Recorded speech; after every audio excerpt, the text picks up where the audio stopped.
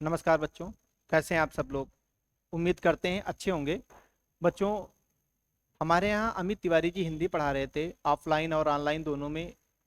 तिवारी जी का forest guard में selection हो गया, तो अब हमारे यहाँ हिंदी की थोड़ी सी कमी थी। तो हिंदी की कमी को पूरा करने के लिए एक सर को हमने इनवाइट किया है। नीलेश सर हैं, बहुत अच्छी हिंदी पढ़ाते हैं। हिंदी के साथ साथ सर का एग्रीकल्चर हो, इकोनॉमिक्स हो, साइंस हो, सब बहुत ज़बरदस्त है। धीरे धीरे आपको वो हर सब्जेक्ट से अपना परिचय देंगे। तो please most welcome Nilesh sir.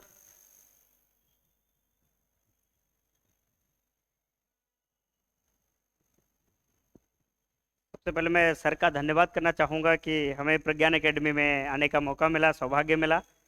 मैं नीलेश पटेल आपका एक बार फिर से हार्दिक स्वागत करता हूं आपको प्रज्ञान एकेडमी के ऑफिशियली यूट्यूब चैनल पर। मैं आपको हिंदी पढ़ाऊंगा जिसका बहुत ही ज़्यादा वनडे एग्जाम में रोल रहता है। कहने का मतलब जितना रोल आपका हर सब्जेक्ट का रहता है उतना ही हिंदी का रहता है।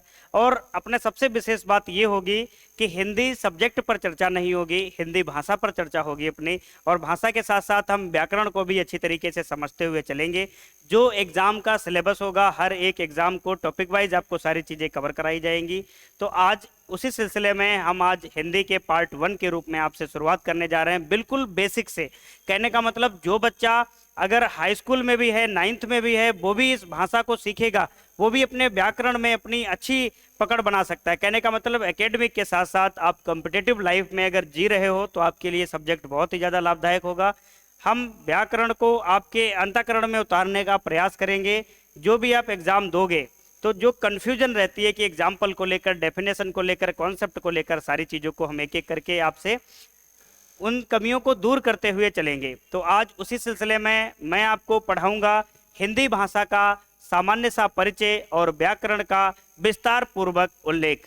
तो आज का जो अपना टॉपिक है वो है हिंदी भाषा का एक सामान्य परिचय। ठीक है, तो हिंदी भाषा के सामान्य परिचय में मैं आप लोगों को आज कुछ बताऊंगा, पढ़ाऊंगा। सर ने हमारे बारे में आपको बता ही दिया है। अब हम रूबरू आपके सामने हर दिन आया करेंगे, आप हमसे हर दिन रूबरू होंगे।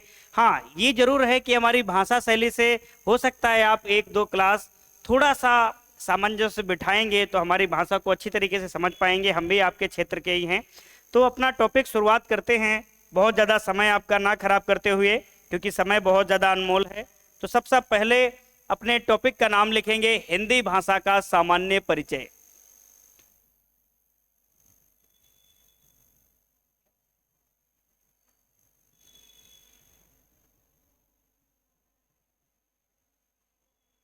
तो सबसे पहले परिचय की बात कर रहे हैं तो कहने का मतलब जैसे हमने अपना अभी इंट्रोडक्शन दिया, सर ने मेरा इंट्रोडक्शन दिलाया आपके बीच, तो कहने का मतलब मेरा परिचय हुआ।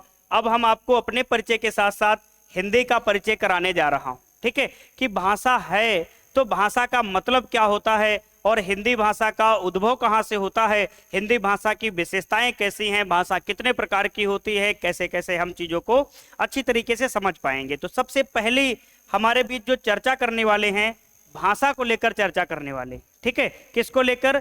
भाषा को लेकर। तो अगर हम बात करें कि भाषा क्या होती है, भाषा जैसे हम आपसे बोल रहे हैं, कहने का मतलब अपने विचार को आप तक पहुंचा रहे हैं, किसके माध्यम से?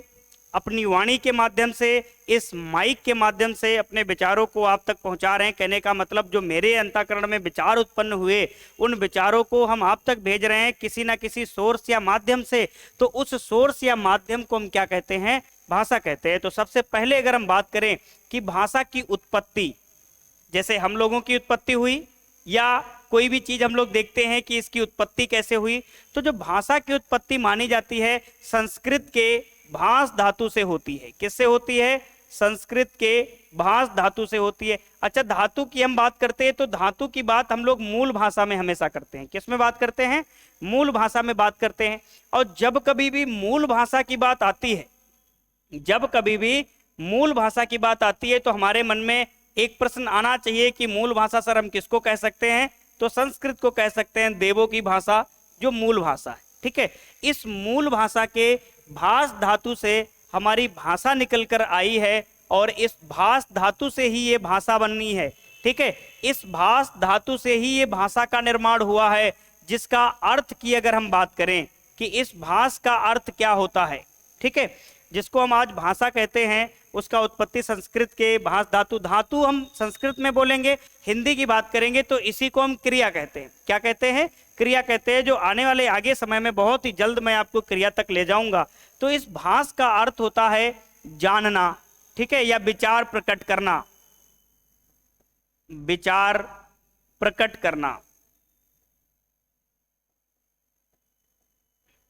तो सबसे पहले हमने बात की कि विचार प्रकट करना, इस भाष का अर्थ होता है विचार प्रकट करना। अब ये जो विचार हैं, मान लो कोई एक ये व्यक्ति है, कोई एक ये व्यक्ति है, ठीक है, ये कोई एक व्यक्ति है, ये कोई दूसरा व्यक्ति है। अब आप कहोगे सर ये ऐसे त्रिभुजाकार पेट किसका होता है? तो जिसको हम बनाते हैं उसका त्रिभुजाकार पेट होता है। ठीक है, ये कोई व्यक्ति है, मान लो ए व्यक्ति है, ये बी व्यक्ति है। ठीक है, अब इस ए व्यक्ति के मन में कोई विचार आया, इस ए व्यक्ति के मन में कोई विचार आया, क्या विचार आ सकता है कि हम इसको 10 रुपए दे दें, बेचारा परेशान घूम रहा। ठीक है, तो ये विचार किसके मन में आया? ए के मन में आया। अब अभी ये बी को नहीं पता है कि हमको ये 10 रुपए देने वाला है, अभी तो विचार ये ए के अंदर उत्पन्न हुआ। अब इस विचार को जब ये किसका जामा पहना देगा? किसी माध्यम का। विचार को किसी माध्यम या साधन का रूप दे देगा। ये अपने विचार को बोलकर किससे? बी को बता देगा कि भाई तुम परेशान मत हो, मैं तुमको 10 रुपए अभी दे दूंगा और तुम समोसा जाके मार्केट से ले लेना। तो इसके मन में जो विचार आया था इसको 10 रुपए देने का, इस विचार को इसने बोलकर बी तक पहुंचा दिया। तो इस माध्यम या साधन को ही हम क्या कहते हैं? भाषा कहते हैं। क्या कहते हैं?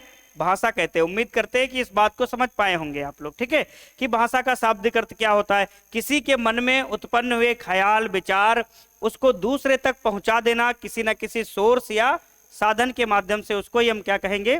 भाषा कहेंगे। अब इसकी परिभाषा भी हम लोग देख लेंगे। पहले तो हम लोग शाब्दिक अर्थ के बारे में बात किए।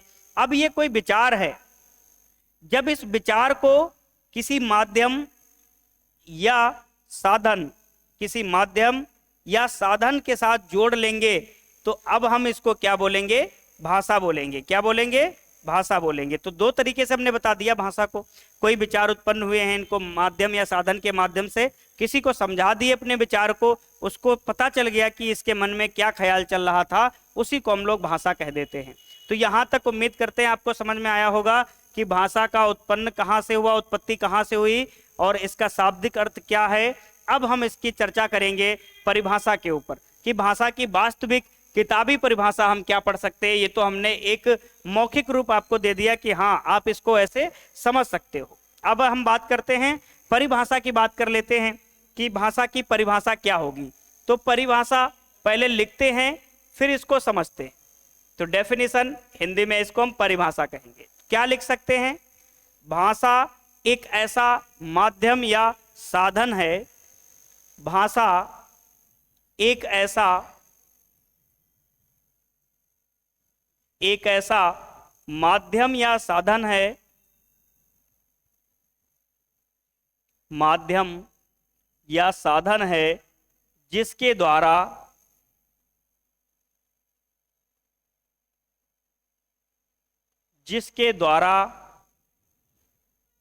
हम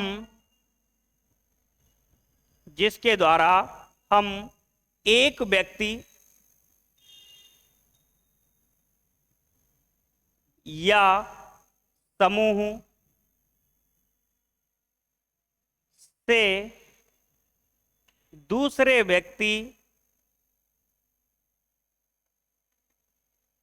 या समूह तक, मतलब एक व्यक्ति या समूह से दूसरे व्यक्ति या समूह तक विचारों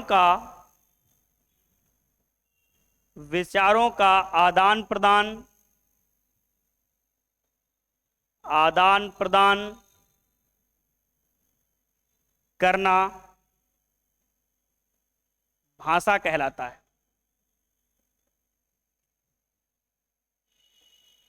या भाषा कहलाती।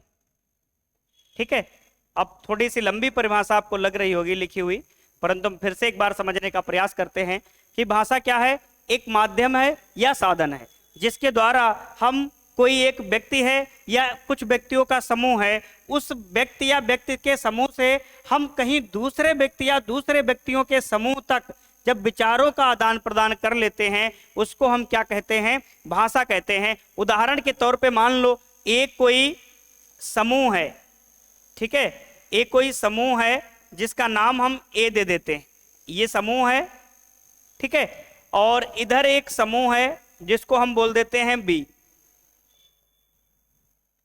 अब इस समूह से इस समूह तक या इस समूह से इस समूह तक हम क्या करते हैं, जो विचार होते हैं, जो विचार होते हैं उनका हम क्या करते हैं, विचार का विनिमय करते हैं। विचार का विनिमय करते हैं किसके द्वारा, तो किसी ना किसी माध्यम या साधन के द्वारा। अब माध्यम या साधन क्या होगा, लिखकर हम विचारों का आदान प्रदान कर सकते हैं, या बोलकर हम विचारों का आदान प्रदान कर सकते हैं, या हम संकेत के रूप में विचारों का आदान प्रदान कर सकते हैं। तो माध्यम की अगर हम बात करते हैं तो माध्यम में हम क्या लिख सकते हैं, माध्यम में एक तो मौखिक रूप दे सकते हैं, एक लिखित रूप दे सकते हैं। माध्यम में क्या देख सकते हैं, लिखित रूप दे सकते हैं, और एक हम सांकेतिक रूप दे सकते हैं। क्या दे सकते हैं, सांकेतिक रूप। अब जैसे हम बताते हैं आपको, अब जैसे मान लो मेरे अंदर एक विचार आया कि मैं कल साइकिल से स्कूल नहीं जाऊंगा, मैं अपनी स्कूटी से स्कूल जाऊंगा, ये मेरे मन में विचार आया। अब परमिशन किससे लेनी है, पापा से लेनी है, मम्मी से लेनी है, बड़े सिस्टर या बड़े भाई से लेना है। तो कम से कम भाषा तो तभी होगी हमारे बीच, विचारों का आदान प्रदान हम कर पाएंगे। तो मान लो हम डर रहे हैं, नहीं पापा से बोल पा रहे हैं, तो एक पन्ने में लिखकर हम डाल दिए अपनी बेड पे, मतलब लिखित रूप में कि कल हम साइकिल से नहीं जाएंगे, स्कूटी से जाएंगे। तो मेरे जो विचार थे वो मेरे पापा जी को पता चल गए। तो ये क्या हो गया, उनको पता चल गया कि हमारे बच्चे को बोलना लिखना आता है, तो हमने लिखित रूप में अपने विचार वहां तक पहुंचा दिए। तो ये भी एक भाषा का रूप हो गया। दूसरा, मान लो हम लिखना नहीं चाहते, हम मौखिक रूप से ऑडियो रिकॉर्डिंग भेज दिए व्हाट्सएप पे कि कल हमें साइकिल से नहीं जाना, स्कूटी से जाना है। तो ऑडियो रिकॉर्डिंग जब हम भेज दिए तब भी हम भाषा का अपना परिचय दे दिए मौखिक रूप में। या हम इन दोनों का प्रयोग नहीं कर रहे हैं, सुबह बस चाबी उठाई साइकिल की कि अब इससे काम नहीं चलेगा, हमें बाइक की चाबी चाहिए, ठीक है, बाइक की चाबी इस प्रकार से तो ऑन होती है। तो ऐसे करोगे आप, पिताजी समझ जाएंगे, संकेत आपको मिल गया कि अब साइकिल से लड़का नहीं जाने सा रहा, अब बाइक से जाएगा। तो आपने वहां पर संकेत रूप में उनको अपने विचारों का आदान प्रदान कर दिया। तो हम अपने विचारों का आदान प्रदान मौखिक, लिखित, सांकेतिक किसी रूप में कर सकते हैं। जो हमारे अंदर विचार आए थे, ख्याल आए थे, कोई भी आइडिया आए थे हमारे अंदर, उनको हम माध्यम या समूह से इस समूह तक पहुंचा दिए, या इस समूह से इस समूह तक पहुंचा दिए, तो इसको हम क्या कहेंगे, भाषा कहेंगे। ठीक है, अब इतना आपको क्लियर हो गया कि भाषा उत्पत्ति कहाँ से हुई, भाषा का अर्थ क्या है, और भाषा की परिभाषा क्या है, और भाषा को उदाहरण से हम कैसे समझ सकते हैं। इतना पढ़ने के बाद अब हम देखते हैं कि भाषा आज जो हमारे समय में हम बोल रहे हैं, खड़ी बोली बोलते हैं, नहीं बोलते, हिंदी भाषा हम प्रयोग करते हैं। दो प्रकार की हिंदी हम इस समय भी प्रयोग कर रहे हैं, एक साहित्यिक हिंदी, एक लौकिक हिंदी। साहित्यिक का मतलब जब हम कोई शायरी लिखते हैं, कोई कविता लिखते हैं, कोई किताब लिखते हैं, कोई समाचार लिखते हैं, तो उसमें हम साहित्यिक हिंदी लिखते हैं। और बोल चाल में हम क्या लिखते हैं, लौकिक हिंदी का प्रयोग करते हैं। जैसे मान लो मैं बोला कि मैं पर डे 3 गिलास चाय पीता हूं, तो मैं एक खड़ी भाषा का शब्द है, 3 गिलास चाय पीता हूं खड़ी भाषा का शब्द है। पर डे किसका है, अंग्रेजी का है कि नहीं। तो मतलब सम्मिलित रूप से जो भाषाएं बोली जाती हैं, जिनमें परिवर्तन हो सकते हैं, उनको हम लौकिक कहते हैं। ठीक है, आगे भी हम बताएंगे इसमें। आप यहां तक समझ में आ गया होगा आपको। अब हम बताते हैं कि विशेषताएं क्या होती हैं, भाषा की क्या क्या विशेषताएं हो सकती हैं। तो हम चर्चा करेंगे भाषा की विशेषताएं।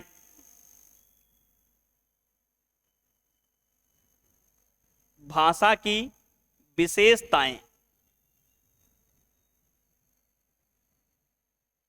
तो सबसे पहला जो हमारा पॉइंट आएगा, भाषा की विशेषताएं। तो भाषा सबसे पहला, अगर हम भाषा में बात करें तो भाषा की विशेषता क्या है, भाषा एक अर्जित की हुई संपत्ति है। क्या है, भाषा एक अर्जित की हुई संपत्ति है। सबसे पहला जो हमारी विशेषता आती है, भाषा अर्जित की हुई संपत्ति है। अब यहां पर थोड़ा समझेंगे, अर्जित की हुई संपत्ति है। अब बहुत से बच्चों के मन में विचार आएगा कि सर भाषा तो जन्मजात होती है, ठीक है, तो भाषा कैसे अर्जित की हुई संपत्ति है? बोलने की जो क्षमता है वो जन्मजात है, ठीक है, बोलने की क्षमता। जैसे मान लो मैं पैदा हुआ और पहला शब्द निकाला, मान लो मम्मी, पापा, बुआ, चाचा, भाभी, भाई, भैया, कोई जो पहला शब्द निकाला वो क्या है? बोलने की जो कला है वो जन्मजात है, या बोलने की जो क्षमता है। परंतु क्या बोलना है, कब बोलना है, कितना बोलना है, कैसे बोलना है, किसके सामने बोलना है, ये सब क्या होता है? ये सब हम अपने परिवेश से, समाज से, विद्यालय से, कोचिंग संस्थान से, विश्वविद्यालय से सीखते हैं। तो वो क्या कहलाती है? भाषा कहलाती है, जो कैसी है? अर्जित की हुई है। हमने कहाँ से अर्जित की? अपने समाज से अर्जित की, अपने विद्यालय से अर्जित की, अपने मम्मी पापा से अर्जित की, अपने आसपास के परिवेश से अर्जित की। अच्छा, अगर ये ऐसा ना होता तो मैं बताता हूं कि अगर जन्मजात होता तो हम जब अपने दोस्तों में बैठते हैं तो कैसी भाषा का प्रयोग करते हैं? सबको पता है कि हम दोस्तों में बैठने के बाद कैसी भाषा प्रयोग करते हैं। और कहीं हम अपने मम्मी पापा के सामने बैठे होते हैं तो कितनी सकारात्मक सोच और कितने आदर्शवादी वाक्य निकलते हैं हमारे मन से। निकलते कि नहीं निकलते हैं? मोहल्ले की कोई भी गंदगी वाली जैसी बातें आती हैं, कहते हैं अरे नहीं नहीं, मेरा तो 3 किलोमीटर दूर इस बात से कोई संबंध नहीं है। तो जब हम अपने से बड़ों के बीच बैठते हैं तो हमारे आदर्शवादी विचार आते हैं। जब हम अपने दोस्तों के बीच बैठते हैं तो अलग टाइप की स्लैशिंग होती है, और जब हम अपने से छोटों से बात करते हैं तो अभद्र तरीके से कभी कभी बात कर लेते हैं। तो अगर जन्मजात होती तो ये ऐसा क्यों होता? सही कह रहे हैं कि नहीं कह रहे हैं? तो एक अर्जित की हुई संपत्ति है जो हम अपने परिवेश, समाज, हर जगह से सीखते हैं। दूसरी बात, हम दूसरा पॉइंट देखते हैं, भाषा एक सामाजिक प्रक्रिया है। भाषा एक सामाजिक प्रक्रिया है। कैसी है? सामाजिक प्रक्रिया है। जैसे उदाहरण के तौर पे हिंदुस्तान में किसी के घर में जन्मा बच्चा, अगर हम उसको अरब द्वीप में ले जाते हैं या अमेरिका में ले जाके छोड़ देते हैं, मान लो आज 28 सितंबर को इंडिया में कोई बच्चे का जन्म हुआ और उसको वाई फ्लाइट हम अमेरिका छोड़ देते हैं, तो वो बच्चा क्या हम लोगों जैसी हिंदी बोलेगा? नहीं बोलेगा। कहने का मतलब वो अपने समाज से सीखकर अपनी लैंग्वेज को और आगे वर्चस्व देगा, अपनी भाषा को और मजबूत रूप देगा जो उसके समाज में बोली जा रही थी।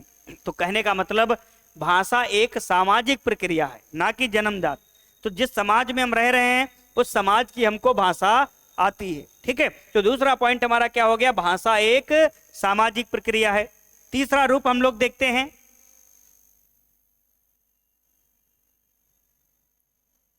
भाषा परिवर्तनशील होती है। कैसी होती है? परिवर्तनशील होती है। सबसे पहला पॉइंट, भाषा कैसी होती है भैया लोगों? परिवर्तनशील होती है। अब कैसे पता कि आपको परिवर्तनशील होती है? हमने बताया मूल भाषा मतलब हमारी पहली भाषा कौन सी थी? मूल मतलब भाषाओं की मम्मी संस्कृत, भाषाओं की जननी संस्कृत। तो हमारी मूल भाषा संस्कृत थी। आज हम हिंदी भाषा बोल रहे हैं तो कहीं ना कहीं परिवर्तन हुआ। जब हम हिंदी भाषा का साहित्यिक दृष्टिकोण देखेंगे तो कैसे कैसे संस्कृत दो भागों में, वैदिक और लौकिक में बढ़ती है। लौकिक संस्कृति में फिर टूट फूट शुरू होती है, पाली बनती है, प्राकृत बनती है, अपभ्रंश से सौर सैन्य अपभ्रंश से हिंदी भाषा का जन्म होता है। तो भाषा परिवर्तनशील होती है, मतलब इसमें परिवर्तन होते हैं। तो कहने का मतलब भाषा का कोई अंतिम स्वरूप नहीं होता है। जब भाषा परिवर्तनशील होगी तो भाषा का कोई अंतिम स्वरूप नहीं होता है, ठीक है। भाषा का कोई अंतिम स्वरूप नहीं होता है, सबसे पहला हमारा। और ये चीज हमें ध्यान देनी है कि भाषा का कोई अंतिम स्वरूप नहीं होता है। अंतिम स्वरूप नहीं होता है कहने का मतलब अगर ये बदलती ना, अगर ये परिवर्तित ना होती तो इसका वही रूप रहता, वही इसका अंतिम स्वरूप रहता। परंतु ये बदल रही है। जैसे हम बच्चे से यंग हो जाते हैं, वृद्धावस्था में चले जाते हैं, तो हमारा भी रूप बदलता रहता है, ठीक है। ऐसे ही भाषा परिवर्तित होती रहती है। तो इसका कोई एक फिक्स स्वरूप नहीं होता, कोई अंतिम स्वरूप नहीं होता है। ये अपने समय और वातावरण और जलवायु के साथ साथ ये बदलती रहती, ठीक है, वातावरण और जलवायु के साथ ये बदलती रहती है, तो भाषा का कोई भी अंतिम स्वरूप नहीं होता, क्योंकि ये परिवर्तनशील होती है। कैसी होती है? परिवर्तनशील होती है। उसके बाद अंतिम स्वरूप तो नहीं होता है, परंतु भाषा का मानक स्वरूप जरूर होता है। तो लिखेंगे भाषा का मानक स्वरूप होता है। कैसा होता है? भाषा का मानक स्वरूप होता है। अभी हम समझाएंगे कि कैसे मानक स्वरूप होता है। तो एक सेकेंड के लिए जरा हम देखते हैं एग्जाम्पल के तौर पे कि भाषा का मानक स्वरूप कैसे होगा। तो जरा देखते हैं। जैसे मान लो अगर हम मानक स्वरूप की बात किए तो उदाहरण के तौर पे छोटा ए को हम छोटा ए ही लिखेंगे। अगर इसको हम उल्टा सीधा लिख दें तो ये छोटा ए नहीं होगा। ऐसे ही हम बड़ा ए को बड़ा ए ही लिखेंगे, तभी ये सही माना जाएगा। समझ में आ रहा है कि नहीं आ रहा है? ऐसे ही हम झरने वाले झा को ऐसा लिखेंगे, तभी ये सही माना जाएगा। कहने का मतलब मानक स्वरूप होता है। अगर हम इस झय को इस प्रकार से लिखते हैं तो ये भी झय होता है, परंतु अपमानक वर्ण है, ये मानक वर्ण नहीं है हिंदी भाषा का। आपने देखा होगा घरों में वनस्पति घी प्रयोग करते हो आप, जिसको डालडा कहते हो, उस पे झूला जो लिख के आता ना, झूला वाला, तो ऐसा ही झा बन के आता है। आप उस पे डिब्बे या पैकेट पे देखना, कभी आपने घरों में देखा होगा। तो ऐसा जब मानक वर्ण लिखेंगे हम, तभी आपका मानक स्वरूप होगा, जब हम मानक व्याकरण में पढ़ेंगे चीजों को, ठीक है। तो भाषा का एक मानक स्वरूप होता है। ये नहीं कि आप छोटे को उल्टा बना दो तब भी हम छोटा पढ़ेंगे, नहीं, उल्टा बना दोगे तो वो छोटा नहीं रहेगा। जैसा लिखा है ऐसा ही लिखोगे, तभी ये मानक स्वरूप माना जाता है, ठीक है। तो हमने देखा कि भाषा का अंतिम स्वरूप नहीं होता है, मानक स्वरूप होता है। उसके बाद अगर हम बात करते हैं, भाषा कठिन से सरल की ओर प्रवाहित होती है, तो लिखेंगे भाषा कठिन से सरल की ओर प्रवाहित होती है। कठिन से सरल की ओर, सरल की ओर प्रवाहित होती है, प्रवाहित होती है।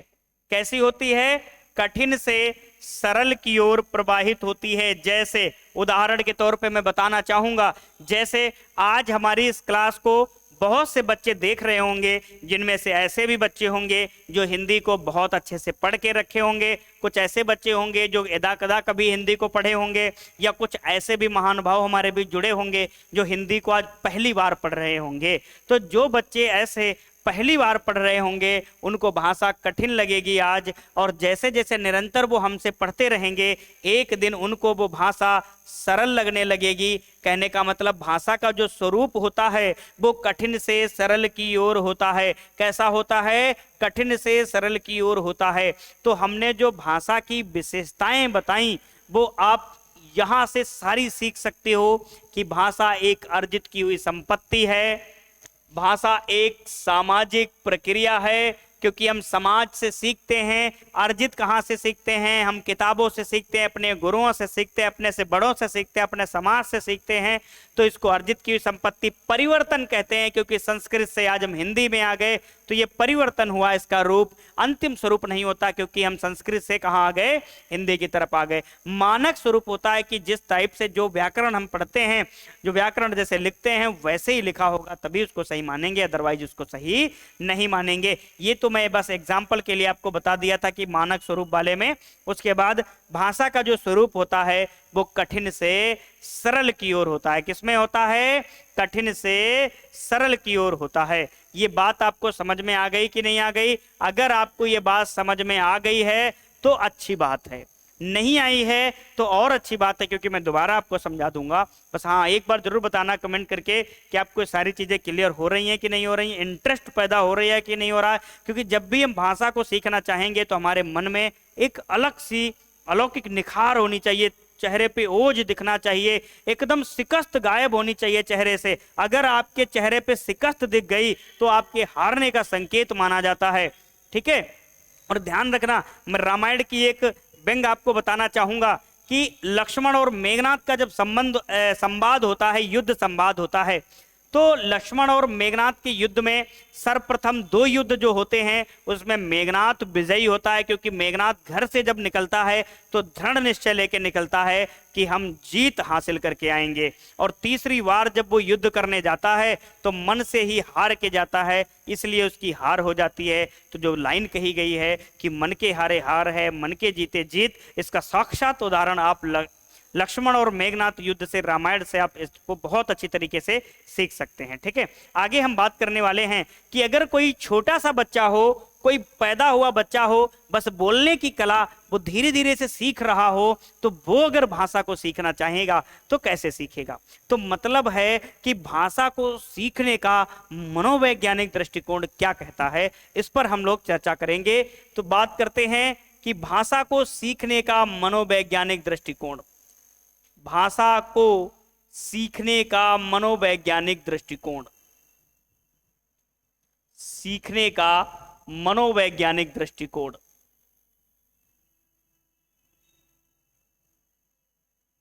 इस पर हम लोग अच्छी खासी चर्चा करेंगे और एक एक चीजों को आप तक मैं पहुंचाने का प्रयास करूंगा, ताकि आप अपने एग्जाम में जिसका भी आपने सपना देखा हो वो सपना आपका यकीनन पूरा हो, क्योंकि आपके सपने के पीछे बहुत सारे लोगों के सपने जुड़े हुए हैं और छोटे छोटे सपने मिलकर एक टारगेट आपको पूरा कराएंगे। तो भाषा को सीखने का जो मनोवैज्ञानिक दृष्टिकोण है, इस पर बहुत सारे मनोवैज्ञानिकों का कहना यही हुआ है कि भाई भाषा हम जबरदस्ती किसी पर थोप नहीं सकते। भाषा को सीखना है उसको तो 3 तरीके वो अपनाएगा तभी भाषा को सीख पाएगा। कौन से 3 तरीके हैं उन पर चर्चा करते हैं। तो भाषा को सीखने का जो मनोवैज्ञानिक दृष्टिकोण है उनमें उन्होंने 3 उपाय बताए हैं कि वो व्यक्ति तभी भाषा सीख सकता है जब इन तीनों उपाय को करेगा। एक महान वैज्ञानिक थार्नडाइक का कहना है कि आप एक घोड़े तक पानी पहुंचा तो सकते हो परंतु उसको पिला नहीं सकते तब तक जब तक उस घोड़े का मन नहीं होगा उस पानी को पीने के लिए। तो एक व्यक्ति तक भाषा की व्यंग, भाषा की लहर तो आप दौड़ा सकते हो परंतु उसको तब तक सिखा नहीं सकते जब तक उस व्यक्ति के अंदर जिज्ञासा नहीं होगी उस चीज को जानने की। ठीक है, बहुत बड़ी बात कह दी थार्नडाइक साहब ने। तो वो 3 उपाय क्या हैं, उन 3 उपायों को हम एक एक करके जानेंगे। सबसे पहले हमारे जहन में अगर जिज्ञासा नहीं है तो हम किसी भी चीज को सीख नहीं सकते हैं। जिज्ञासा कहने का मतलब सीखने की इच्छा। क्या है? सीखने की इच्छा। तो जिज्ञासा, अगर हम कोई चीज जानना चाहते हैं तभी हम उस चीज को जान पाएंगे। तो सबसे पहले हमारे अंदर क्या होना चाहिए? जिज्ञासा होना चाहिए। जिज्ञासु, जानने की इच्छा रखने वाला। तो वही हम मान लो हिंदी सीखना है हमें, तो हिंदी के प्रति हमारे अंदर बहुत जिज्ञासा होनी चाहिए, तब हम जाके सीख सकते हैं। और जिज्ञासा होने के बाद हम उसका अनुकरण अगर नहीं कर रहे हैं तो भी हमारे मन में उसके प्रति जिज्ञासा होना विफल साबित हो सकती है। तो अगर हम बात करें जिज्ञासा की तो एक और उदाहरण से समझते हैं। मान लो एसएससी जीडी का नोटिफिकेशन आया और आप नोटिफिकेशन पढ़कर आपके अंदर जिज्ञासा हुई कि हम एसएससी जीडी में नौकरी ले सकते हैं या यूपीपी में नौकरी ले सकते हैं या यूपी टेट में हम अच्छा परफॉर्म कर सकते हैं या सीटेट में हम अच्छा परफॉर्म कर सकते हैं या टेट, सुपर टेट में हम अच्छा परफॉर्म कर सकते हैं या यूपीएसआई में अच्छा परफॉर्म कर सकते हैं या एनटीपीसी या अदर XYZ जो भी एग्जाम है हमारा, हम उसमें अच्छा प्रयास कर सकते हैं। ये जिज्ञासा आपके मन में जागी। अगर आप मन में जगी हुई जिज्ञासा के प्रति अनुकरण नहीं करोगे तो वो जिज्ञासा धरी की धरी रह जाएगी। जिज्ञासा होने के बाद आप उस चीज का अनुकरण करोगे। अनुकरण का मतलब के जैसा। मान लो मेरे घर में कोई पढ़ाई कर रहा है और पढ़ाई करते करते नौकरी लग गया और जो ही पढ़ाई वो करके नौकरी लगा वही पढ़ाई मैं कर रहा हूं, इसका मतलब मैं उसका अनुकरण कर रहा हूं। और जिस टाइप से उसने पढ़ाई करके आगे पढ़े हैं वो उसी टाइप से मैं पढ़ाई कर रहा हूं, इसका मतलब मैं उनका अनुकरण कर रहा हूं। तो अगर मैं अनुकरण कर रहा हूं तो कहीं ना कहीं हमारे लिए वो चीजें अच्छी साबित होंगी। तो हमारे मन में पहली तो जिज्ञासा बनी, उसके बाद उस जिज्ञासा को पूर्ण करने के लिए हम अनुकरण करेंगे और अनुकरण के बाद सबसे जो अहम होता है अभ्यास। तो अभ्यास हम जरूर करेंगे। बिना अभ्यास के कुछ भी हासिल नहीं होने वाला। अभ्यास से आपको एक बात याद आती होगी कि कवि भ्रंत की एक चौपाई है कि करत करत अभ्यास के जड़मत हो सुजान, रसरी आवत जाते सिल पर पड़न निशान। कहने का मतलब अगर आप बार बार अभ्यास करोगे तो जड़मत मतलब मंद बुद्धि वाला व्यक्ति भी क्या हो जाएगा, होशियार हो सकता है। और पत्थर पे भी आप बार बार रस्सी घिसोगे तो उस पर भी निशान पड़ जाएंगे। तो ये अभ्यास का असर है, बस दिन रात अभ्यास करते रहो। तो वही व्यक्ति, वही बच्चा, वही इंसान भाषा को सीख सकता है जिसके अंदर सीखने की जिज्ञासा होगी और सीखने का अनुकरण उसके अंदर होगा। अनुकरण होने के साथ साथ वो अभ्यास करेगा निरंतर, तभी वो किसी भी भाषा को सीख सकता है। तो ये जो मनोवैज्ञानिक दृष्टिकोण बताया कि भाषा को सीखने का, वो इस प्रकार है कि ये 3 उपाय आपको आने चाहिए, तभी आप किसी भी भाषा को सीख सकते हो। उम्मीद करते हैं ये आपको पसंद आया होगा और अच्छे से समझ भी आया होगा कि हम किसी भी भाषा को अगर सीखना चाहते हैं तो हमारे मनोवैज्ञानिक क्या बताते हैं कि हम भाषा को कैसे सीख सकते हैं। ठीक है, आपको ये समझ में आ गया। चलिए आगे हम बात करते हैं नेक्स्ट पॉइंट की। तब तक आप इसको लिख लीजिए, आप इसका स्क्रीनशॉट ले लीजिएगा। ठीक है, आगे हम बात करते हैं भाषा का विकास क्रम, कि भाषा कैसे हमारे अंदर विकसित होती है, कैसे उसका विकास क्रम आगे बढ़ता है। तो भाषा का विकास क्रम हम देखते हैं कि एक छोटा सा बच्चा है तो उसके अंदर भाषा का कैसे विकास होता है। ठीक है, भाषा का विकास क्रम। तो अब हम देखते हैं कि भाषा का विकास क्रम जो है वो कैसे विकास क्रम आगे बढ़ेगा। तो जरा देखेंगे, इस पर चर्चा करेंगे। तो भाषा का अगर विकास क्रम की हम बात कर लें तो सबसे पहले ये जरूर हमें जानना है कि भाषा के विकास क्रम में जब कोई छोटा सा बच्चा जन्म लेगा या छोटा सा बच्चा भाषा जानने का प्रयास करेगा तो सबसे पहला स्टेप उसके अंदर क्या आएगा, वो चीजों को सुनेगा, वो बातों को सुनने का प्रयास करेगा। जैसे छोटा बच्चा होता ना घरों में, जब हम कोई बातें करते हैं आपस में तो वो कान लगा के सुनता है। कहने का मतलब वो डायरेक्ट बोलने नहीं लगता, डायरेक्ट लिखने नहीं लगता, डायरेक्ट पढ़ने नहीं लगता। वो पहले सबसे बातें सुनता है, फिर अपने विचारों को अपने मन में ही मन गूंजता रहता है, उसके मन में चीजें। तो सबसे पहली बातें आएंगी सुनना। क्या आएगा? सुनना आएगा। भाषा का विकास क्रम सबसे पहले सुनेगा वो, फिर क्या करेगा, सुनने के बाद वो बोलेगा। जैसे बड़े भैया अगर हमारी बहन को दीदी बोल रहे हैं तो छोटा बच्चा बुआ ना बोलकर वो दीदी बोलेगा। क्यों? क्योंकि उसके सामने वो दीदी वाला शब्द दोहरान हो रहा है। तो वो सुनकर क्या करता है, बोलता है। तो दूसरा स्टेप अगर भाषा सीखने का होगा वो कौन सा होगा? बोलना होगा। कौन सा होगा? बोलना होगा। उसके बाद, बोलने के बाद मोस्टली जो मनोवैज्ञानिक होते हैं, मुख्यतः जो मनोवैज्ञानिक होते हैं, वो कहते हैं बच्चों के अंदर जो विकास होता है वो पढ़ने का होता है। किसका होता है? पढ़ने का होता है, मतलब पढ़ने का। और लास्ट में आता है उनके अंदर लिखने का। किसका आता है? लिखने का आता है। तो ये जो भाषा का क्रम है इसका एक ट्रिक भी इन्होंने बताया है, इसका एक ट्रिक भी इन्होंने बताया है। तो इस ट्रिक के माध्यम से हम इसको देख सकते हैं। तो इसकी ट्रिक क्या है? सुबोपली। क्या है? सुबोपली। ये हिंदी में इसकी ट्रिक है, हिंदी भाषा में इसकी ट्रिक है। अगर हम इसकी संस्कृत में ट्रिक देखें तो श्रवपले। क्या होगी? श्रवपले। ये संस्कृत में इसकी ट्रिक होगी। तो कैसे? श्रवपले का मतलब श्रवण, वदन, पठन, लेख। ये क्या होता है संस्कृत में? इसमें सुनना, बोलना, पढ़ना, लिखना, ये हिंदी भाषा में है। तो भाषा का क्रम अगर हम देखेंगे तो इस प्रकार है: सुनना, बोलना, पढ़ना, लिखना।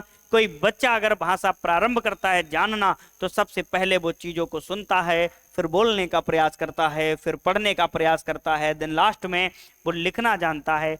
ये होता है भाषा का विकास क्रम। परंतु इस क्रम से एक मनोवैज्ञानिक हैं वो सहमत नहीं है।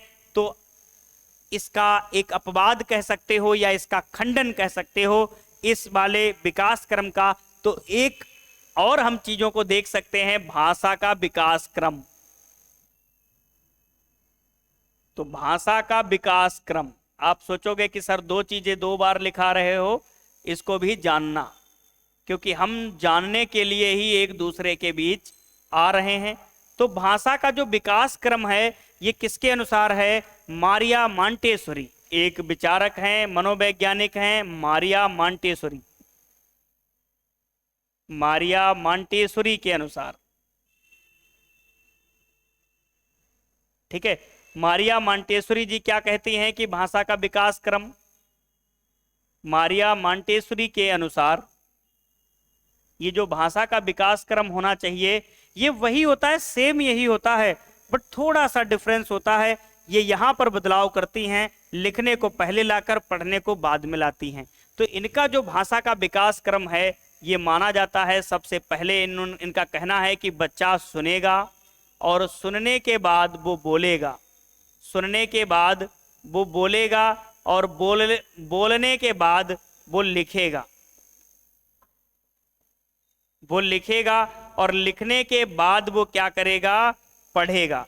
तो मारिया मांटेसोरी के अनुसार ये भाषा का जो विकास क्रम है ये है। इसकी ट्रिक की अगर हम बात करें तो ट्रिक है मारिया मांटेसोरी के अनुसार भाषा को विकास का सुबोलिपि, सुबोलिपि मतलब लिखना पहले है पढ़ना बाद में है, तो इसको सुबोलिप हम बोल देते हैं मारिया मांटेसोरी के अनुसार। अब आपको समझ में आ गया, किसी भी व्यक्ति के अंदर अगर भाषा का विकास हो रहा है तो उसका एक सही क्रम क्या है? अधिकतर जो विद्वान हैं वो बोलते हैं सुनना, बोलना, पढ़ना, लिखना, कहने का मतलब सुबोपली का अनुसरण करते हैं, और मारिया मांटेसोरी जो हैं वो सुबोलिपि का अनुसरण करती हैं, मतलब सुनना, बोलना, लिखना, पढ़ना, इन चीजों पर वो अच्छे से अपना प्रहार करती हैं और इस नियम का खंडन करती हैं कि लास्ट की जो दो चीजें हैं वो हमारे अनुसार ऐसी हैं। ठीक है,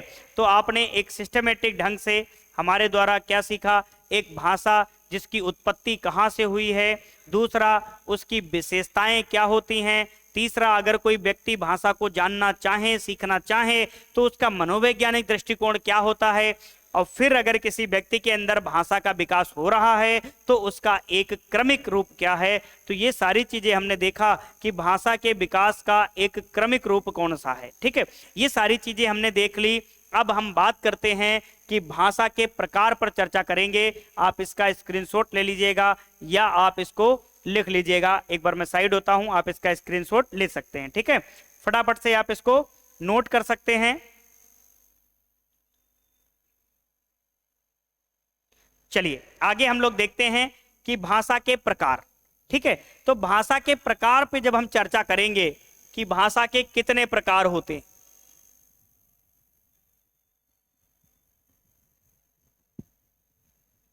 तो भाषा के प्रकार पर जब हम चर्चा कर लें कि भाषा के प्रकार कितने होते हैं, तो अब हम उस पर चर्चा करने वाले हैं कि भाषा के प्रकार। ठीक है, अब देखते हैं हम कि भाषा के प्रकार को कैसे पढ़ेंगे। सबसे पहली बात तो हम लोग देखते हैं कि भाषा के मुख्यतः कितने प्रकार होते हैं। तो हमने अभी थोड़ी देर पहले आपको बताया कि भाषा एक साधन या माध्यम है जिससे हम अपने विचारों को एक स्थान से दूसरे स्थान पर भेजते हैं, उसको हम क्या कहते हैं? भाषा कहते हैं। अब यहाँ पर विचार और जो हमारे ख्याल थे, ख्वाब थे, हमारे मन में जो विचार उत्पन्न हो रहे थे, अब उनको माध्यम देना है, चाहे वो मौखिक माध्यम देना है बोलकर या लिखकर, या हम संकेत के माध्यम से उस विचारों को एक स्थान से दूसरे स्थान पर ले जाने का प्रयास करेंगे। तो भाषा के कितने प्रकार होते हैं भाई साहब? तो भाषा के 3 प्रकार होते हैं। कितने प्रकार होते हैं? 3 प्रकार होते हैं। अब ये 3 प्रकार कौन कौन से हैं जरा हम जानने का प्रयास करेंगे। Number 1, number 2, number 3। ठीक है, नंबर 1 पर हम बात करते हैं मौखिक भाषा। क्या बात करते हैं? मौखिक भाषा। और नंबर 2 पर हम बात करेंगे लिखित भाषा। नंबर 2 पर हम बात करेंगे लिखित भाषा। किस पर बात करेंगे? लिखित भाषा पर हम बात करेंगे। और नंबर 3 पर हम बात करेंगे सांकेतिक भाषा। किस पर बात करेंगे? सांकेतिक भाषा पर। ये 3 प्रकार की भाषा होती है। ठीक है, मुख्यतः जो भाषा होती है वो कितने प्रकार की होती है? 3 प्रकार की होती है। तो हमने देखा कि मौखिक भाषा, लिखित भाषा, सांकेतिक भाषा। मौखिक भाषा वही होगी जो बोली जाएगी। क्या होगी? बोली जाएगी। और जब कोई व्यक्ति बोलेगा तो इसे कोई व्यक्ति सुनेगा भी। तो बोलकर और सुनकर जिस भाषा का बोध हो वो कौन सी भाषा है? मौखिक भाषा है। और लिखित भाषा कोई लिखेगा, और अगर कोई लिखेगा तो उसको पढ़ेगा भी कोई। पढ़ेगा कि नहीं पढ़ेगा? तो लिखकर और पढ़कर किसी भी भाषा का संबोधन हो तो वो कौन सी भाषा है? लिखित भाषा है। और सांकेतिक भाषा क्या होती है? संकेत दिया जाता है। क्या? संकेत दिया जाता है, उसको हम क्या कहते हैं? सांकेतिक भाषा कहते हैं।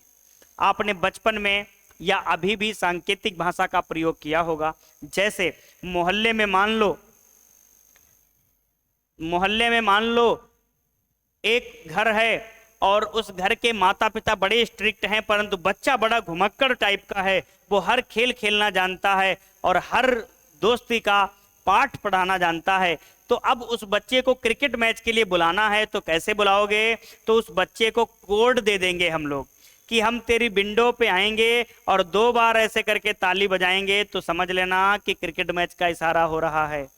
अब तुमने 2 बार तालियां बजा दी, क्रिकेट मैच का इशारा उस बंदे ने समझ लिया, परंतु उसके माँ बाप को वो इशारा नहीं समझ में आया कि ये क्या है, 2 बार तालियां कौन बजा रहा है। बस वो उनको यही लगेगा कि तालियां बज रही हैं। आपने तो संकेत दे दिया उस बच्चे को मैच खेलने के लिए। ऐसा किया है कि नहीं किया? कितने लोगों ने ऐसा किया है? ठीक है, तो सांकेतिक भाषा। अब ये सांकेतिक भाषा उस बच्चे के लिए तो सरल थी क्योंकि उसको पता था पहले से कि कोड क्या है, परंतु उसके माता पिता के लिए कठिन था ये समझना कि भाई साहब ताली बजी तो किस लिए बजी। क्योंकि ताली तो हम लोग क्रिकेट मैच में जब हम जिस टीम को सपोर्ट करते हैं और विपक्षी टीम का विकेट गिरता है, अंपायर की उंगली ऐसे उठती है तब भी तालियां बजती हैं। शादी पार्टी में हमारे चाहने वाले ने अच्छा डांस कर दिया तब भी तालियां बजती हैं। या हम रास्ते में जा रहे हैं, अचानक आश्चर्यचकित कोई चीज आ जाए तो हमारे सामने ऐसे करके ताली बज जाती, हो सकता है आपसे भी बजी हो।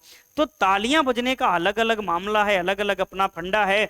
तो अब उस बच्चे ने तालियों का मतलब समझ लिया, परंतु उसके पप्पा ने तालियों का मतलब नहीं समझा। इसका मतलब सांकेतिक भाषा क्या है? कठिन भाषा है। कैसी है? कठिन भाषा है। आप इसको समझ सकते हो कि नहीं समझ सकते हो? सांकेतिक भाषा कठिन भाषा है कि नहीं है?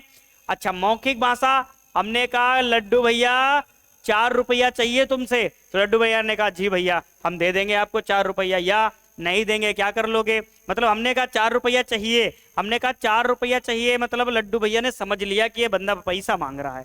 मतलब हमने बोला और इसने समझ लिया, इसका मतलब सरल भाषा हो गई कि नहीं हो गई? तो पूछा जाए कि सरल भाषा कौन सी होती है, तो मौखिक भाषा होती है। कौन सी होती है? मौखिक भाषा होती है। अब भाई साहब लिखित भाषा बच गई, ये बीच वाली भाषा बच गई, तो ये कैसी होती है? ये भैया सरल भी होती है और ये कठिन भी होती है। ये कठिन भी होती है और सरल भी होती है। कैसे होती है? सरल कैसे होती है? कठिन। तो मान लो हमें हिंदी आती है, हमारे सामने कोई हिंदी में खत लिख दिया कि मैं तुमको 5 दिनों से याद कर रही हूं, मैं तुम्हारे बिना खाना नहीं खा रही हूं, सुख नींद चैन सब त्याग दिया है, कहाँ हो मेरे गिरधर गोपाल आ जाओ। तो वो आपने पढ़ लिया, आपको लगा कि अरे आनंद आ गया, हमारे लिए भी कोई तड़प रहा है। कहने का मतलब आप हिंदी जान रहे हो, आप हिंदी को समझ रहे हो, इसलिए आपके लिए सरल है। अब मान लो आपका प्यार फेसबुक वाला है और ब्रिटेन का है, अब उसने लिख दिया अंग्रेजी में, अब आप नहीं समझ पा रहे हो, गूगल ट्रांसलेटर की मदद ले रहे हो। कहने का मतलब वो लैंग्वेज आपके लिए कैसी हो गई? कठिन हो गई। तो जिस लैंग्वेज को आप जान रहे हो वो तो आपके लिए सरल है, नहीं जान रहे हो तो वो आपके लिए कठिन है, लिखी हुई लैंग्वेज। तो इसलिए जो लिखित भाषा होती है वो सरल भी होती है, वो कठिन भी होती है। वो सरल भी होती है, वो कठिन भी होती है। याद आ गया समझ में? अब जो लिखित भाषा होती है, ये जो लिख कर पढ़ कर जो बोली जाती है, तो लिख कर पढ़कर क्या हो सकता है? हम कोई नोट्स लिख देते हैं, हम कोई बुक लिख देते हैं, हम कोई समाचार पत्र लिख देते हैं। लिख देते कि नहीं लिख देते? हम कोई निमंत्रण पत्र टाइप करके दे देते हैं आपको, हम व्हाट्सएप पर मैसेज भेज देते हैं, हम इंस्टाग्राम पर आपसे चैटिंग कर लेते हैं टाइप करके। तो वो सब क्या है भैया? लिखित भाषा है। क्या है? लिखित भाषा है। आपको ये समझ में आ गया कि नहीं आ गया? बिल्कुल। मौखिक भाषा हम बोल देते हैं, ठीक है, हम बोल देते हैं। तो लिखित भाषा में हम कुछ और चीजें भी देख सकते हैं, जैसे किताबें हो गई, क्या हो गई, किताबें हो गई, समाचार पत्र हो गए, समाचार पत्र हो गए, पत्रिकाएं हो गई, ठीक है, पत्रिकाएं हो गई, ठीक है। उसके बाद कोई भी व्यक्तिगत पत्र हो गए, वो भी क्या होंगे, इसी में आएंगे, व्यक्तिगत पत्र। जैसे आजकल तो हम लोग थोड़ा सा व्हाट्सएप पर मैसेज कर दिया और सीन नहीं हुआ, कहने का मतलब ब्लू टिक नहीं आया, हम परेशान हो जाते हैं कि मेरा वाला या मेरी वाली क्या कर रही है। आज से 20 साल पहले के 25 साल पहले जाओ तो खत डाले जाते थे और पता नहीं 4-5 दिन बाद खत पहुंचते थे, और उस बंदे तक कब पहुंचे, कब वो रिप्लाई दे, कितना सबूरी था लोगों में। आज तो 2 पल की सबूरी नहीं रह गई है। कहां से कहां आ गए हैं हम इस आधुनिकरण में, आ गए कि नहीं आ गए, इस बात को समझना। तो जो किताबें होती हैं, समाचार पत्र होते हैं, पत्रिकाएं होती हैं, व्यक्तिगत पत्र होते हैं, ये सब के सब किसमें आते हैं, लिखित भाषा के अंतर्गत रखे जाते हैं। किसमें, लिखित भाषा के अंतर्गत। मौखिक भाषा में हम बोलकर सुनकर जो भाषा का ज्ञान अर्जित करते हैं। संकेत में हम संकेत देते हैं, उसको हम क्या कहते हैं, सांकेतिक भाषा कहते हैं, ठीक है। सांकेतिक भाषा कठिन होती है, क्योंकि जिसके लिए हम कह रहे हैं वो तो जान पा रहा है, तो उसके लिए तो सरल है, और जो नहीं जान पा रहा है तो उसके लिए क्या हो जाता है, कठिन हो जाता है। अब सांकेतिक भाषा के भी कुछ उदाहरण होते हैं, तो अगर हम देखें इसके उदाहरण में तो हम लिख सकते हैं, नंबर 1, सांकेतिक भाषा में क्रिकेट मैच का जो अंपायर है तो इशारा, संकेत, ठीक है। तो क्रिकेट या अंपायर द्वारा इशारा, चाहे क्रिकेट हो चाहे वॉलीबॉल हो, कोई भी हो, ठीक है। अंपायर या मैच रेफरी, अंपायर द्वारा इशारा। तो अंपायर द्वारा इशारा या जो संकेत होता है, अब जैसे कोई भी, मान लो रोहित शर्मा बैटिंग कर रहे हैं और वो उठा के पुल शॉट खेल के 6 लगा दिया, तो अंपायर बोल बोल के तो हमारे कानों में नहीं बताता भाई रोहित ने छक्का मार दिया, छक्का मार दिया। वो क्या करता है, इस प्रकार से 2 हाथ की उंगलियां उठाता है, हम समझ जाते हैं किसने छक्का लगा दिया, किसी बल्लेबाज ने। तो वो अंपायर द्वारा इशारा या संकेत। ट्रैफिक पुलिस द्वारा सीटी बजाना, ट्रैफिक पुलिस द्वारा सीटी बजाना, ट्रैफिक पुलिस द्वारा सीटी बजाना, यह भी क्या होता है, सांकेतिक भाषा का संकेत होता है। उसके बाद अगर हम बात करें और भी चीजों पर हम चर्चा कर सकते हैं, वो चीजें क्या होंगी अभी हम आपके बीच डिस्कशन करेंगे, ठीक है। तो अब हम लोग देखते हैं कि हमने आपको क्या क्या चीजें बताई, कि अंपायर द्वारा इशारा करना, ट्रैफिक पुलिस द्वारा सीटी बजाना, साथ ही साथ चिड़ियों का चहकना, चिड़ियों का चहकना। अभी हम यहां पर कॉन्सेप्ट भी बताएंगे, चिड़ियों का चहकना, हॉर्न का बजना, हॉर्न का बजना, ये सब क्या है भैया, ये सब सांकेतिक भाषा का उदाहरण है। सब के सब क्या हैं, ये सांकेतिक भाषा के उदाहरण हैं। कैसे, अंपायर जब इशारा करता, संकेत करता, हम समझ जाते हैं आउट है या वाइड है या क्या। ट्रैफिक पुलिस जब सीटी बजा के इधर उधर ट्रैफिक को कंट्रोल करता, या हाथ से इशारा करके ट्रैफिक कंट्रोल करता, जैसे इस वार वाले रुक जाओ, इस वार वाले जाओ, तो ऐसे करके जो ट्रैफिक पुलिस इशारा करता है या सीटी बजाता है, उसका भी हम सांकेतिक भाषा में लिखते हैं। चिड़ियों का चहकना, अच्छा चिड़ियां जब चहकती हैं तो कानों तक तो हमारी आवाज आती है, तो इसको मौखिक भी तो कह सकते थे, परंतु मौखिक क्यों नहीं कहे, क्यों, क्योंकि जब तक कोई सार्थक ध्वनि हमारे कानों तक नहीं आएगी, कि हम उस ध्वनि का एग्जैक्ट मतलब नहीं निकाल पाएंगे, तब तक वो सारी की सारी ध्वनियां किसमें आएंगी, सांकेतिक भाषा में आएंगी या सांकेतिक भाषा में आएंगी। चिड़िया चहक रही है, हमें क्या पता क्या कह रही है, किसको बुला रही है, क्या मांग रही है, ठीक है, तो वो किसमें आ जाएगी, सांकेतिक भाषा में। हॉर्न का बजना, मान लो हम रास्ते में जा रहे हैं, पीछे से स्कूटी वाले ने दबा के हॉर्न लगा दिया, अब उस हॉर्न की तो आवाज हमारे कानों में आई, परंतु स्पष्ट जो सार्थक ध्वनि थी वो हम नहीं समझ पाए कि ये किस उद्देश्य से बजाया। तो ये क्या होता है, सांकेतिक भाषा का उदाहरण होता है। अब आप जाते होंगे कहीं ना कहीं, आप रोड पे जब घूमते होंगे या कहीं रोड पे ट्रैफिक करते होंगे तो माइलस्टोन होते हैं, माइलस्टोन होते हैं। माइलस्टोन जो पत्थर के होते हैं, या आजकल रेडियम वाले माइलस्टोन आने लगे हैं, आजकल रेडियम वाले माइलस्टोन आने लगे हैं। उसमें क्या होता है, संकेत मिलता है हमको। क्या मिलता है भाई साहब, इस तरफ आपको मुड़ना है, इस तरफ आपको मुड़ना है, या इस तरफ आपको टर्न करना है। ऐसा संकेत मिलता है कि नहीं मिलता? परंतु ये संकेत तो हमारी आंखों को दिखाई देता है, तो हम इसको लिखित कह सकते थे, परंतु नहीं। क्यों? क्योंकि जब तक कोई सार्थक शब्द का मतलब हमें ना समझ में आए, जब तक कोई सार्थक शब्द का मतलब हम जान ना पाए, हम समझ ना पाए, तब तक वो सारे के सारे दिए गए लिखित रूप में संकेत भी क्या होंगे, सांकेतिक भाषा का उदाहरण होंगे। रोड के साइड साइड में जो मेल्स लगे होते हैं, माइल्स लगे होते हैं, माइलस्टोन, ये भी कैसे होते हैं, सांकेतिक भाषा के अंतर्गत आने वाले होते हैं। तो आज का जो अपना टॉपिक है वो यहीं पर हम समाप्त करते हैं। इस टॉपिक का जो नाम था हिंदी भाषा का सामान्य सा परिचय। इसमें हमने क्या देखा, एक बार मैं फिर से आपको दोहरान कराता हूं कि हमने देखा भाषा का उद्भव कहाँ से होता है, भाषा क्या होती है, भाषा की परिभाषा क्या है, भाषा की विशेषताएं क्या हैं, भाषा को अगर सीखना है तो कैसे सीखना है, अगर हम भाषा को सीख रहे हैं तो हमारे अंदर उसका विकास क्रम क्या है, और भाषा कितने प्रकार की होती है। कल मैं आपको बताऊंगा कि भाषा का ऐतिहासिक, राजनैतिक, भौगोलिक दृष्टिकोण, मातृभाषा, राष्ट्रभाषा, राज्य भाषा क्या होती है, बोली क्या होती है, भाषा क्या होती है, ये सारी चीज़ों पर हम कल चर्चा करने वाले हैं। आज के लिए ये अंतिम बिंदु था हमारा।